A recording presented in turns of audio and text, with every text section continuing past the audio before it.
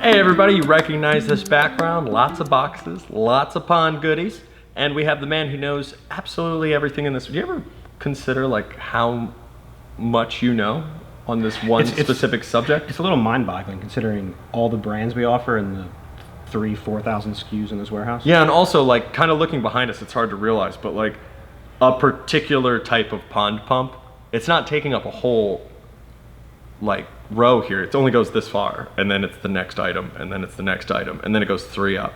And the reason we have that is so that we have options, which is actually the point of today's discussion. So there are a lot of submersible options, but those take up spaces inside of your pond. So maybe you want to open that up for some more koi, some more plants, some more things like that. Or maybe you're just finding that you do have the yard space to actually put that stuff in an external fashion. So I just wanted to ask you first and foremost, when we're talking about filters, is there a major difference between a submersible or an external filter that somebody should be aware of, like right off the bat? Is there a problem with it? Is something going to work better or worse? What's the main deal? External filters are going to handle bigger ponds. Gotcha. They're easier to maintain. You don't have to get in the pond. You don't have to get wet. The negative would be that now it's taking up your yard, so you have to make sure you have that space. Yeah, it has to be, built for it. Right. More or less. Options. We have one, inline pressurized filters.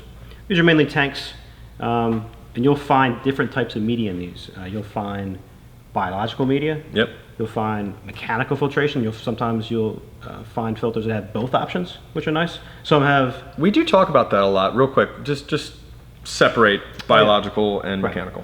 Mechanical is more or less your filter pad. It's going to physically trap debris. The foamy guy. It clogs. You rinse it out. Your biological, more long-term. It's less maintenance. It's basically any type of media that serves as a substrate for beneficial bacteria to kind of live on. Right. Those are the two. Those are the two main kinds. And you said some have both. I think at that point in time, if you don't already know what you need, that we could just jump right into it and just say, you can call us. Yeah. I didn't want to confuse the situation. I just figured this would be beneficial for us to talk about. Right. A lot of them nowadays have options for with a UV or without a UV, and that's your almost guaranteed clarity, no green. Also, the majority of those have backflush valves, so you're not actually opening the unit.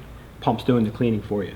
It has an in and out and a waste port where you're ready to basically clean the filter, run a piece of pipe off your waste port to a garden bed, turn a valve, backflush it, done. And also, like he said, imagine trying to do all of the things he just said with something that's permanently submerged in your pond.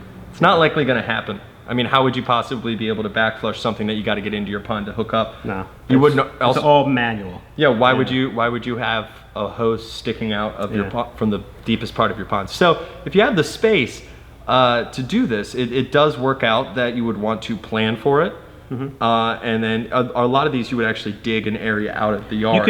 You can bury most of these, so they're less conspicuous, more or less. So if you take this and you bury it down, now it's a little bit more at yard level. Yeah. You could still easily access all the features. You could access the UV clarifier if you need to change out the bulb, which is totally a thing. We make so many videos on how to test UV clarifier bulbs. It's insane. They're all different. The top end's exposed, so you're not burying it completely. And when you're doing the backflush, you can do that. You can also cover this with a rock cover as well. Yeah. So it's not like we're not telling you to choose an uglier option.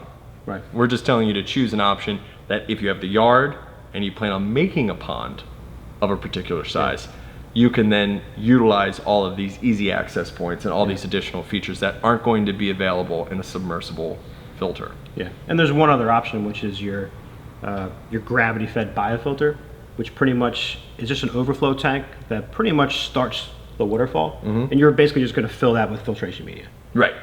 Simple. Yep, and all the maintenance on these things are going to be a lot easier than a submersible pump. So if you have any questions as to what you should do, we're not here to tell you that the external option is always best. Call us, talk to us, The number's down below, and we're happy to help you out with your particular issue. Till next time, take care and enjoy your pond.